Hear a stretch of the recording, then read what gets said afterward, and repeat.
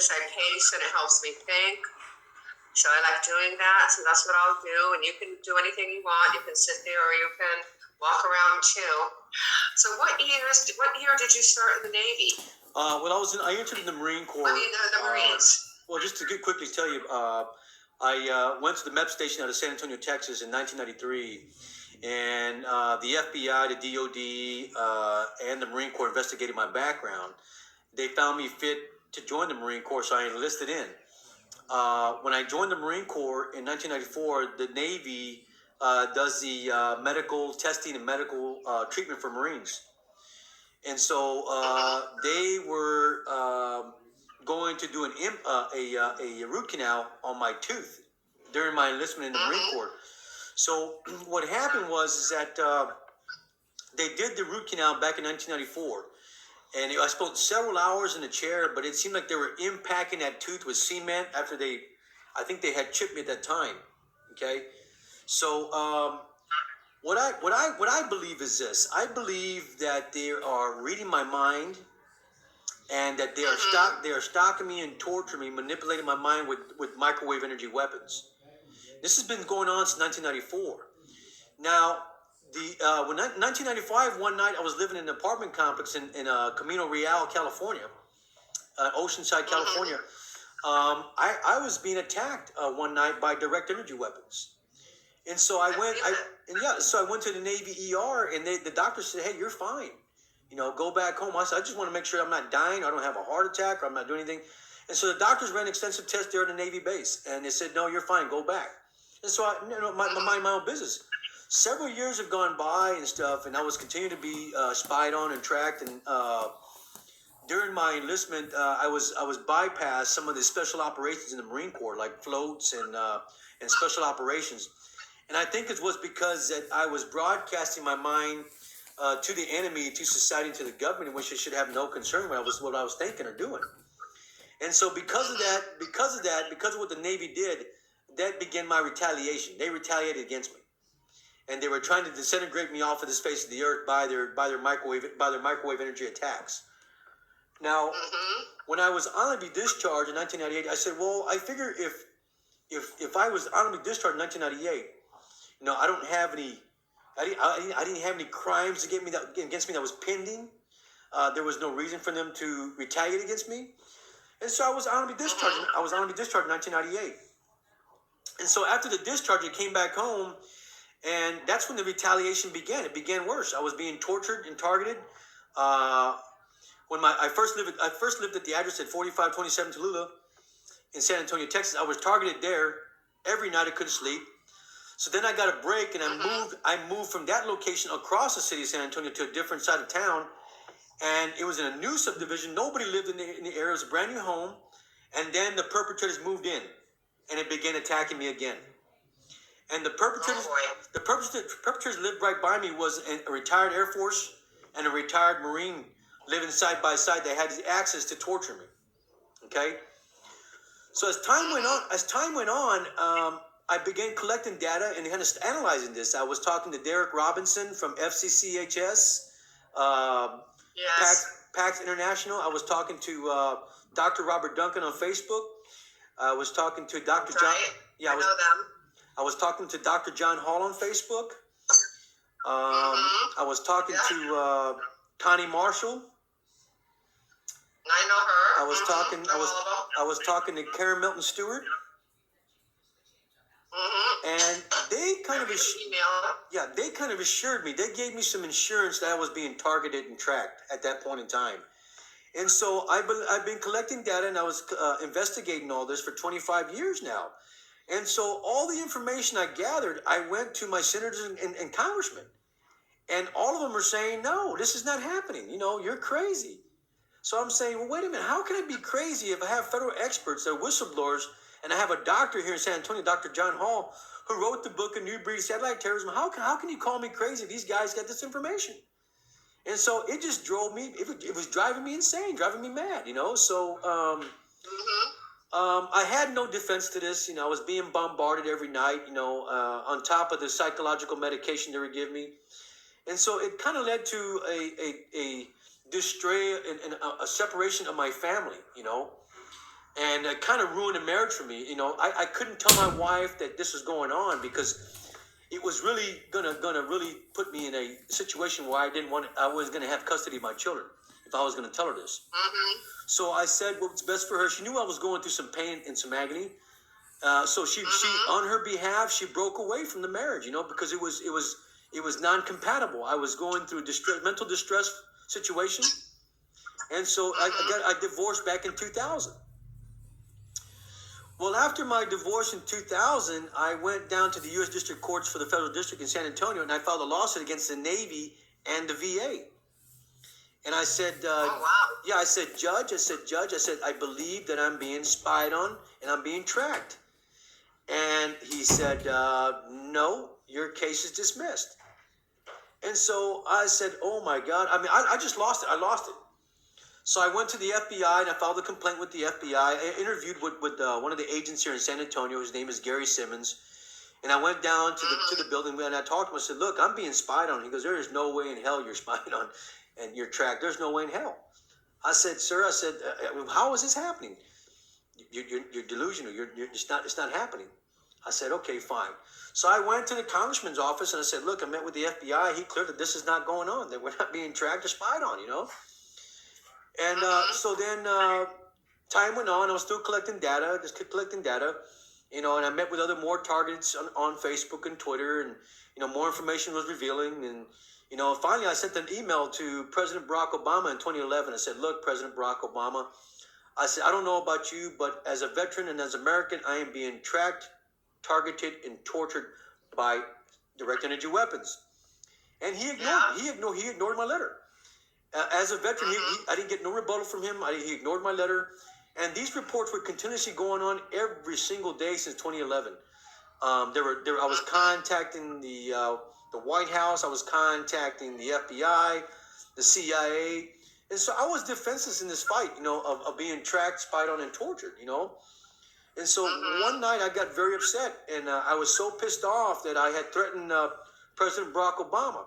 And I told him, I said, sir, if you don't stop this goddamn torture me, I'm going to come to the White House and I'm going to assassinate you. And so I was, Okay. yeah, and so I was mentally confined in an institution. I was Right. hospitalized. And I told him, I said, look, I have no defense to this stuff. How do we defend ourselves against a Mm-hmm. satellite?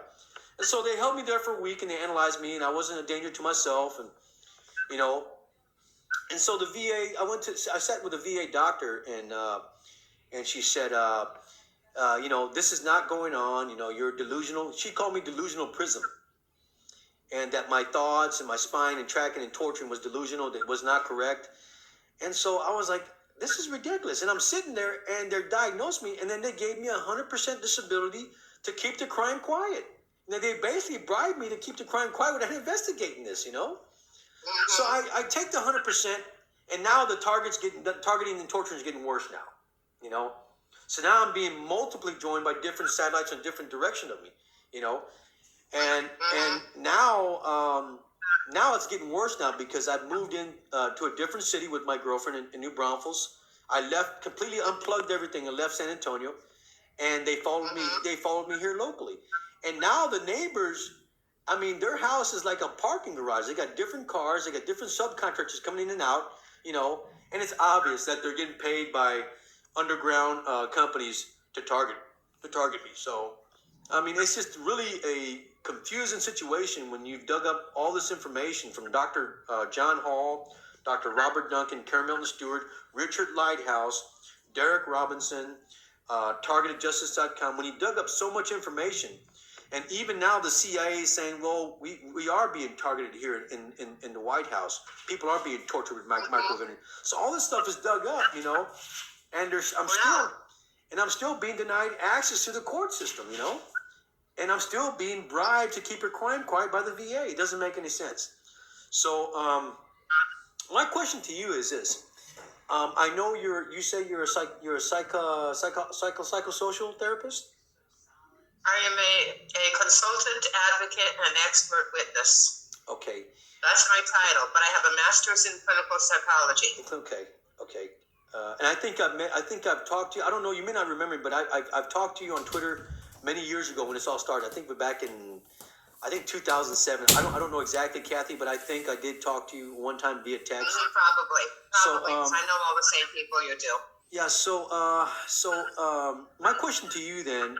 So you said you've been. How long have you been analyzing targeted individuals by any chance? Well, close to the same time that John Hall wrote his first book, Satellite Targeting in America. Okay. So that's been about, what, 20 years or so at least now, going on 20 years I've been doing this. I worked with James Walbert on his case. Very familiar. And you know James Walbert, right? Yes, ma'am. I'm very familiar with his case. Yes, ma'am. And also Kathleen Watterson on her case. Yes, ma'am. Very so familiar. It's been a long time. James Walbert, I guess, did that case maybe 20 years ago or so, is what I'm thinking, something like that. So it's been a long time. Okay. Very long time, like maybe even starting around 2005. Okay. No, right around that time period there. So I've been helping people a long time. If you Google my name, Cathy Meadows, with the words targeted individuals, and you'll see a lot of things come up with my name on it. Okay. So I have everybody knows me. Derek Robinson has me on his website as a reference. John Hall, I've spoken to him on the phone. I still work with James Walbert. He still has me write documents for him. Okay. Maybe once a year or so, still working with him. I know Jesse Beltran, still familiar. In contact with him.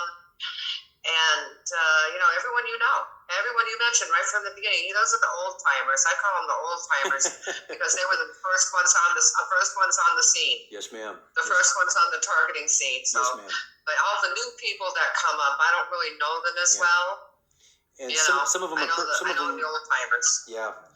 My other question to you, Kathy, is that I wanted to ask you, how are some of the targeted individuals shielding themselves today in America? How are they shielding themselves from these weapons?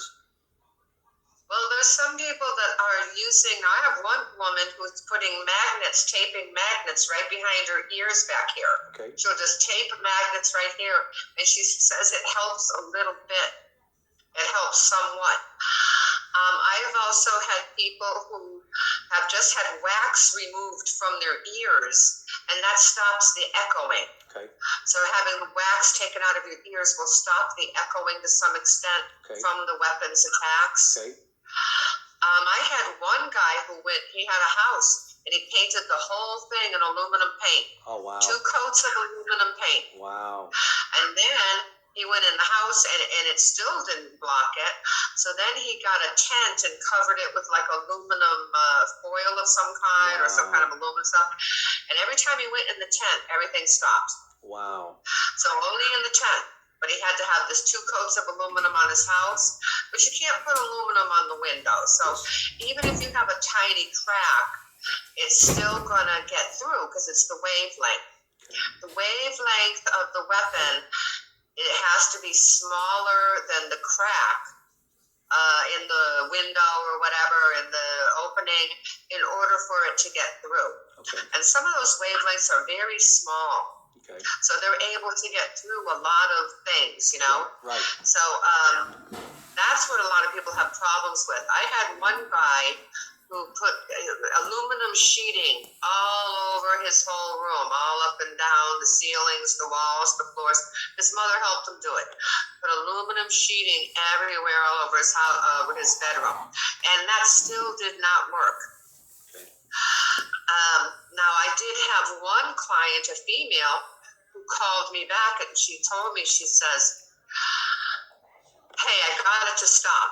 And I said, "How did you do that?" She said, "Well, what I did was this. I started volunteering all day, every day, volunteering to help elderly people, volunteering to help animals, volunteering to help homeless people, volunteering at soup kitchens, volunteering at church rummage sales, volunteering every single day.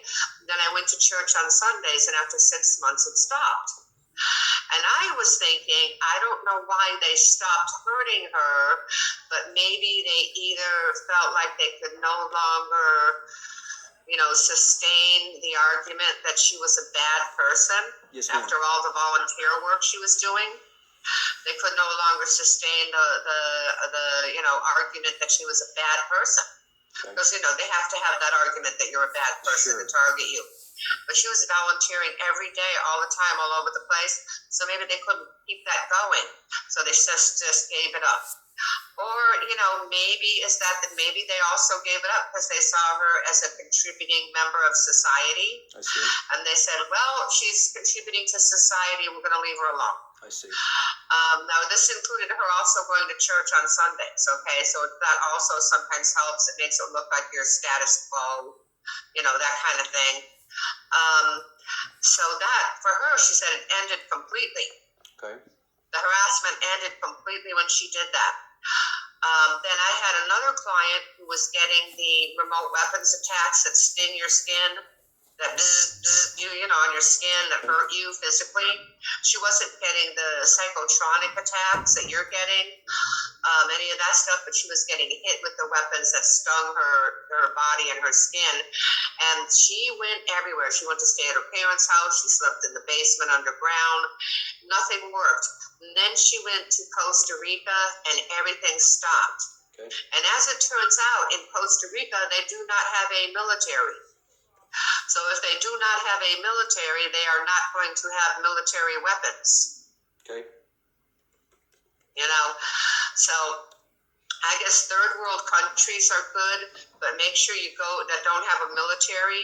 Third world countries with no military, but make sure you go to one that's Western friendly. Like Costa Rica's good. They have a lot of Americans there. They have bars on the beaches. Okay. It's a beach community, so it's a lot of fun to go there, a lot of fun to be at too. So that's a good, and it's not that far from the United States. Okay, you don't have to go clear across the world to go there. It's a part of South America or Central America. Okay, so people are having. Everybody has a variety of ways to do it. Okay, so people are leaving the country to get away from all this, right? Yes. Okay. My next question to you, Cathy. What are the symptoms of being targeted? What have you been told by targeted individuals? What have they been reported to you? Well, it's everything. So from the boots on the ground stuff, like group stalking, harassing, dogging you on the highway while you're driving, groups of people dogging you on the highway, slowing you down in traffic, trying to cause accidents. Some people even say they get run off the road, illegal entry into their home, messing with their stuff, taking stuff one day and bringing it back another day, vandalism, and all the boots on the ground type of stuff, okay, the regular stuff. And then people also experience the cyber attacks where they get their computers hacked and their cell phones hacked. That kind of thing is very common and happens pretty much to all targeted individuals, I think. The hacking of cell phones and computers is universal. And then, now some people don't get the boots on the ground attack. Some people don't get illegal entry into their home. They don't get dogged on the highways or trying to get run off the road or vandalism or any of that. Some people only get the psychotronic attacks. They'll only get the voices, the V2K or the sonic weapons. They'll only get to the brain manipulation, Okay. the, being able to see out of their eyes, and that kind of thing. So some people are strictly only psychotronic weapon attacks. They don't get anything else except that. Okay. Now but most people start off with the boots on the ground attacks, the harassment in real time, real people harassing you, not just, sonic weapons, but real people on the street. Harassing them, dogging them on the highways, vandalizing them, illegal entry into their home, messing with all their stuff, hacking of cell phones and computers. And after they do that for 6 months, and then after that, they'll start the psychotronic weapons attacks. Okay. I did have a question. I had one question. What have they reported to you about the anatomy itself, about the physical anatomy of a human being? What do they attack as far as your anatomy? I mean, do they attack, what certain parts of the body do they attack? And what have people reported to you about that? Well, there's different kinds of attacks. Now, if it's a biological chemical attack, the main things that they attack are your teeth. I mean, they'll try to rot your teeth out of your head. They'll, send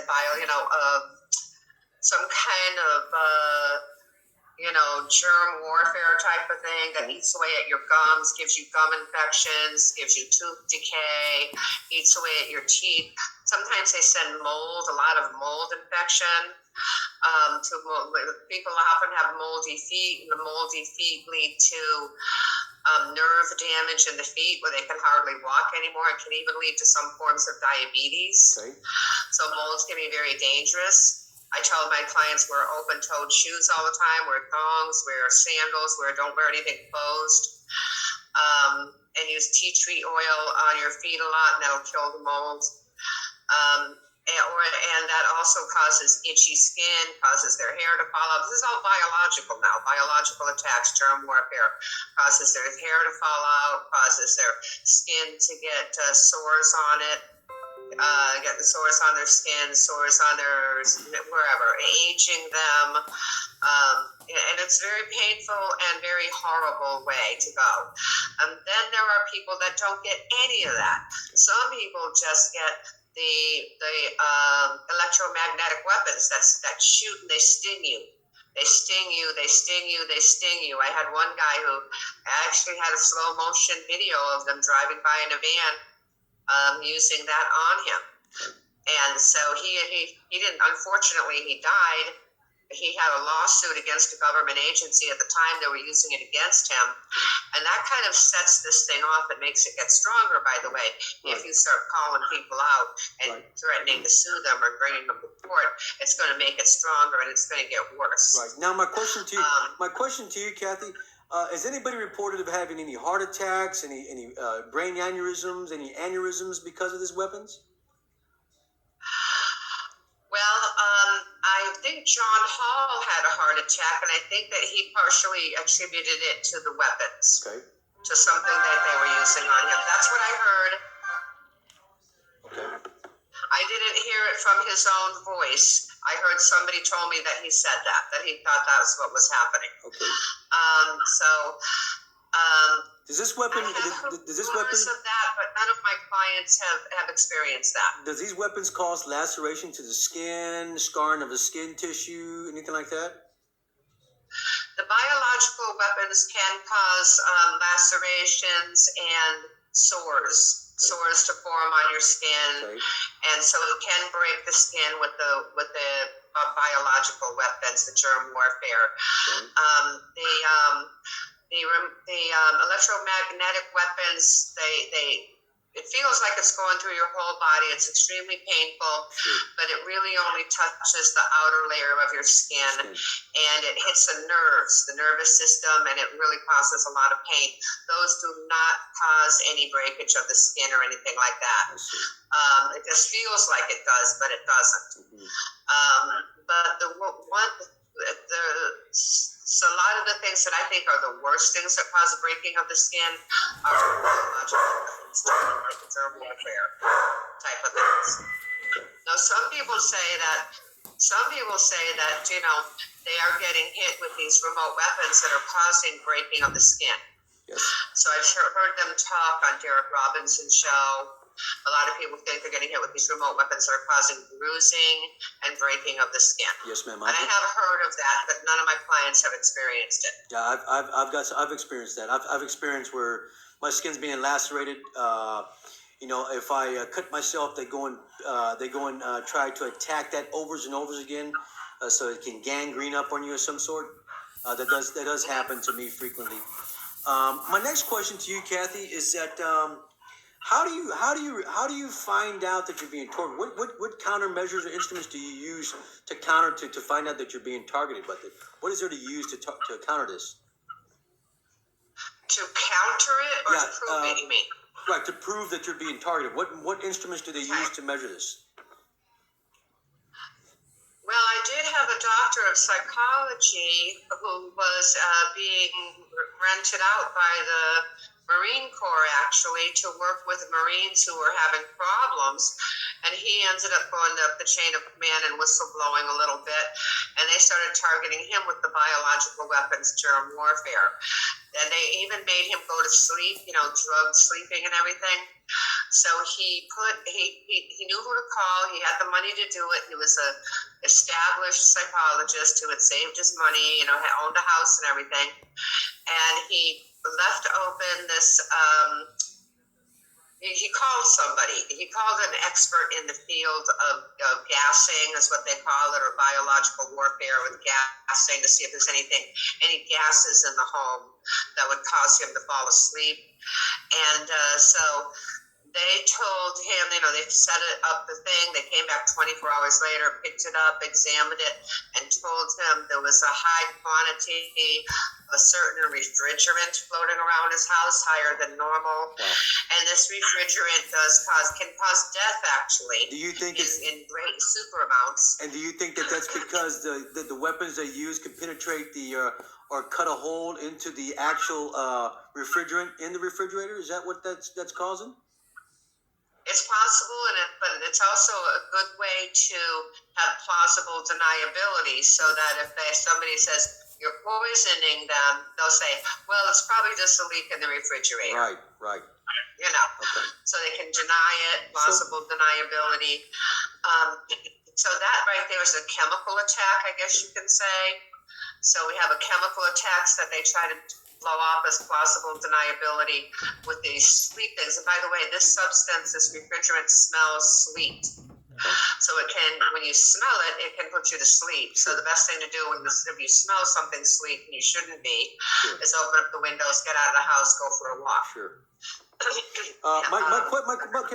My question and concern, because I've heard a lot of the targeteds around the country talk about spectrum analyzers and some kind of RF counter frequency measures. How do those work to record the V2K attacks and auditory weapons attacks?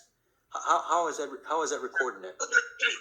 Well, I have heard of radio frequency scanners, and I have one myself.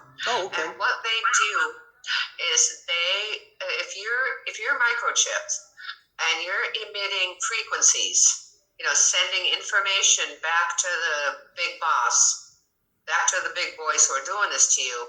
If you're microchipped, you're emitting frequencies. If you're emitting frequencies, these radio frequency scanners will pick it up. They pick up frequencies anywhere. So it's a JM Pro 20 radio frequency scanner. That's the one that Jesse Beltran used. Okay. And, I trust him implicitly with this stuff.